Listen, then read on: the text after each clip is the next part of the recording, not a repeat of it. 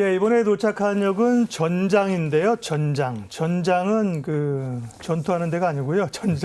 전기 전자. 예, 그 네. 대표적인 게 이제 자동차, 맞아요. 전기차 네. 이런 건데요. 와, 뭐 전장이 어제 뭐 LG전자가 네. 불이 났고요. 네. 예, 오늘은 또 삼성전기에 대해서 좋은 리포트가 있습니다. 맞습니다. MLCC인데 역시나 전장용입니다. 네, 왜 이렇게 전장에 다들 주목하는 거예요? 일단은 뭐 IT의 세트 수요가 중국에서 살아날 기미가 안 보이고 네. 있다라는 부분들에서 실망감을 가져갈 수도 있는데요. 오히려 이런 거를 타개할 것은 전장밖에 없다라는 게 또 포커스가 되고 있는 것 같아요. 그래서 우리가 전기차에 이 MLCC 가 몇 개가 들어가느냐 보면은 3,000개에서 많게는 1만 개까지 한 대 그렇게요? 들어갑니다. 비싸다는데 MLCC가. 네, 그래서 또 이게 기존의 IT에 들어가던 중소형 MLCC와는 가격 자체가 다르고 네. 마진도 높을 수밖에 없거든요. 그래서 이러한 부분들이 결국에는 삼성 전기에서도 지금 중국에서 IT 세트 수요는 좋지 못합니다. 거기다 컴포넌트 이런 쪽들도 전부 다 부진하기 때문에 실적이 안 나와야 되는데 이게 전장용 MLCC로 인해서 바닥을 잡고 좋아질 일만 남았다라고 조금 판단을 하는 것 같아요. 거기다가 향후에 중국 쪽의 IT 세트 수요까지 같이 증가가 된다라고 했을 때에는 기존에 하던 IT 세트의 어떤 중소형 MLCC 거기다 더불어서 수익성이 좋고 단가가 높은 전장까지 같이 이제 배가 효과가 좀 나올 수가 있다라는 부분 때문에 지금 LG 전자도 그렇고 삼성 전기 같은 경우에도 MLCC로 좀 주목을 받고 있는데 핵심은 전장이다. 이걸 기억하시면 될 것 같습니다. LG전자 얘기도 해야죠. 이제 전장에 대한 기대감들이나 리포트들은 많이 있었는데요. 그동안은 별로 꿈쩍하지 않다가 어제 하나증권에서 리포트가 나왔는데 네. 세상 처음 듣는 얘기처럼 시장이 반응하면서 폭발적으로 올랐어요. 네. LG전자 주주들은 좋긴 하죠. LG전자는 성장세 어떻게 보세요? 글쎄요. 일단은 기존에 안 되던 사업들을 너무 잘 접었어요. 맞아요. 휴대폰까지 접었잖아요. 맞아요. 네. 진지하게 접었어야 되는데 네. 결정이 조금 보류가 되긴 했지만 결국에는 잘했던 일이라고 보이고요. 그만큼 안 되는 사업을 떨어낸 만큼 잘 되고 있는 사업에 더 집중을 하면 되는 겁니다. 그래서 기존의 가전 같은 경우에도 지금 굉장히 잘 팔렸어요.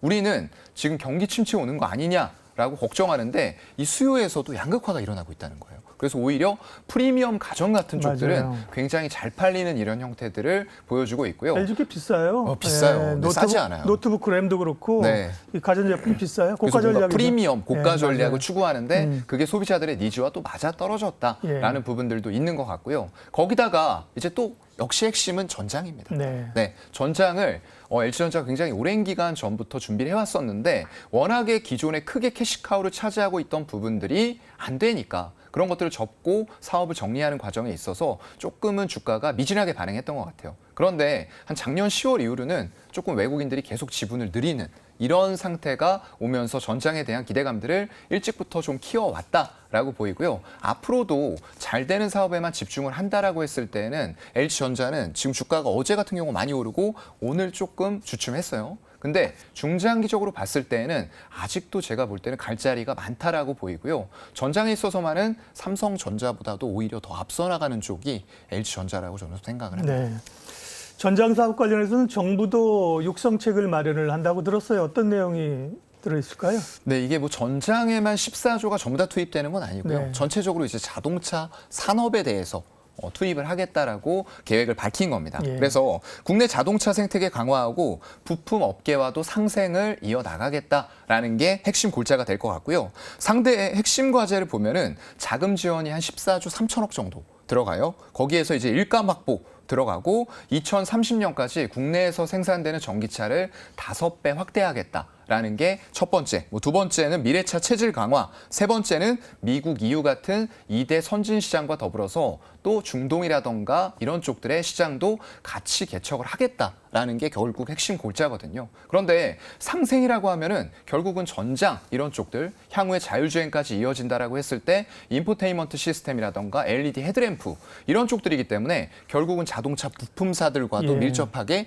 연관이 된다라는 거죠. 그쪽에 더 적극적인 지원을 하겠다. 이 정도로 생각을 하면 될 것 같습니다. 반도체뿐만 아니라 IT 전반적으로 뭐 세트 업체라든지 맞아요. 그렇죠?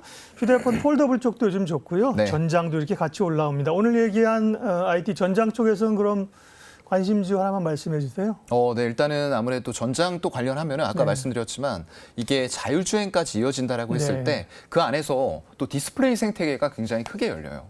그런 관점으로 봤을 때 약간 저는 P&H 테크라는 종목을 말씀을 좀 드리고 싶은데 전에도 몇 번 말씀을 드렸는데 계속 주가는 좀 잘 가 있고요.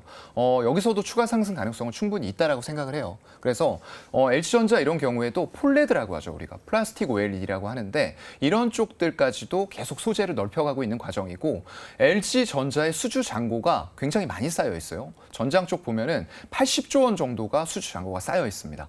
앞으로도 더욱 가파르게 늘어날 텐데 이 중에 60%가 뭐냐? 인포테인먼트예요. 그래서 결국 우리가 자율주행 5단계가 된다, 완벽한 자율주행이 되어가는 과정에 있어서 우리가 과연 운전을 하지 않아도 되는 상태에서 자율주행 차량에 탑승했을 때 뭘 할 거냐라는 게 이제 궁금해지죠. 결국에는 그런 인포테인먼트 시스템이 상당히 많이 차량 안으로 들어간다는 거예요. 그런 과정에 있어서 점점 더 디스플레이 크기도 커지고요. 많은 대수가 그쪽으로 투입이 될 겁니다. 그런 관점으로 봤을 때는 우리가 OLED 쪽에서 또 강점을 가지고 있는 이런 P&H 테크 같은 기업들에 관심을 가질 필요가 꼭 있을 것 같습니다. 예, 전장역이었는데요. P&H 테크를 말씀해 주셨고, 네. 두 번째 역 도착 시간을 정확하게 맞추시는, 야, 역시 우리 미스터 카퍼 사행관 차장님 아주 존경스럽습니다. 오늘도 귀한 얘기 많이 해주셨고요. 네. 먼저 퇴근하십시오. 네, 먼저 가겠습니다. 감사합니다. 네. 이로운 경제 채널 EBC